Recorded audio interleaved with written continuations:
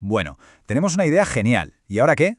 Pues para que se la tomen en serio necesita una base sólida. En cualquier investigación, esa base es la metodología.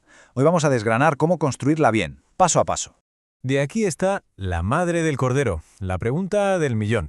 ¿Cómo se demuestra que esa idea brillante que tenemos es de verdad válida, que no es solo una ocurrencia? No basta con tenerla, hay que probar que el camino que hemos seguido para llegar a ella es fiable, es riguroso.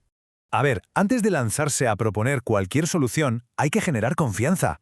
Y en el mundo académico o profesional, esa confianza se construye con una cosa: la metodología. Es que al final la institución, el tribunal, quien sea que evalúe el trabajo, lo que quiere es estar seguro de que la persona detrás es competente, que es capaz de plantear soluciones que de verdad son consistentes, que son fiables. Y para eso, precisamente para eso, está la metodología. Es nuestra carta de presentación. Bueno, pues vamos al lío. Lo primerísimo es decidir desde dónde vamos a mirar el problema. Es como elegir la lente de una cámara. Y esta es la primera gran decisión que marca todo lo que vendrá después. Y aquí se nos abren dos grandes caminos.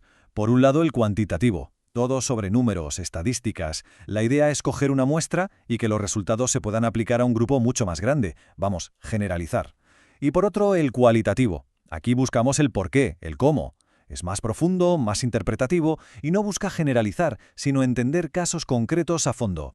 Vale, ya hemos elegido nuestro camino, el de los números o el de las interpretaciones. El siguiente paso lógico es, bueno, ¿a quién le vamos a preguntar?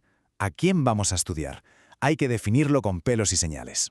Y aquí, ojo, porque viene un error súper común. Mucha gente piensa, ¿mi producto es para mujeres? Pues mi población son todas las mujeres del país. Error, si hablamos de un país de, pongamos, 17 millones de habitantes, esa no es la población de estudio. Es demasiado amplio.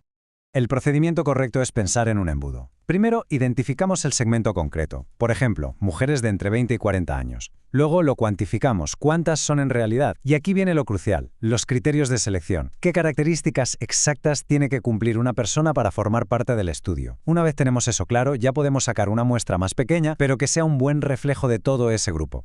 Entonces, fíjense la diferencia. Pasamos de pensar en 17 millones a una población real para nuestra investigación de, quizás, 1,5 millones. Esta precisión no es un detalle menor, es lo que hace que un estudio sea creíble de verdad. Perfecto. Ya sabemos el cómo, cuantitativo o cualitativo, y el a quién, nuestra población y muestra. Ahora toca el con qué. ¿Qué herramientas vamos a usar para recoger toda esa información? Si hemos tirado por el camino cuantitativo, la reina de las herramientas es, sin duda, la encuesta. El procedimiento es claro. Se diseña un cuestionario, normalmente con preguntas cerradas tipo sí, no o de escalas, y se pasa a mucha gente. El objetivo es conseguir datos numéricos, puros y duros, para luego poder hacer estadísticas. Ahora, si nos hemos ido a lo cualitativo, una herramienta potentísima es la entrevista en profundidad. Aquí el procedimiento cambia por completo. Ya no es un cuestionario, es una conversación. Y lo más importante, el instrumento de medición no es el papel, es la propia persona que investiga. Su habilidad para preguntar, para escuchar y para interpretar es lo que da valor a los datos.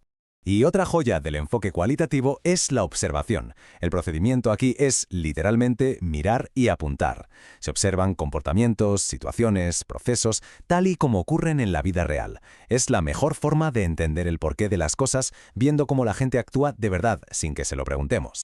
Vale, y después de todo este trabajo de definir, seleccionar, entrevistar, ¿para qué tanto lío? ¿Cuál es la recompensa? Pues es que todo esto es ni más ni menos el motor que va a mover todo el proyecto. Pensemos en la estructura típica de un trabajo. La metodología, que suele ser el capítulo 3, es la que alimenta y justifica la propuesta final, el capítulo 4.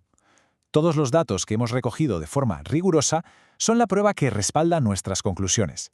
Sin eso, la propuesta se queda en una simple opinión. A ver, vamos a atar cabos. Una metodología bien hecha demuestra que el proceso ha sido serio, ha sido fiable. Y claro, un proceso fiable no solo es recoger datos, también implica una buena planificación, con su cronograma de actividades, para saber qué se hace y cuándo. Y, fundamental, implica ética, conseguir el consentimiento informado de la gente que participa. Todo este conjunto es lo que hace que una propuesta sea convincente, profesional y, en definitiva, lo que lleva a conseguir el objetivo. Así que, al final, todo se reduce a una pregunta que cada quien debe hacerse al plantear su investigación. ¿La metodología que estoy diseñando está hecha para convencer o para confundir? Porque una metodología clara, lógica y bien justificada es la herramienta definitiva, no solo para presentar una idea, sino para demostrar, sin lugar a dudas, que tiene valor.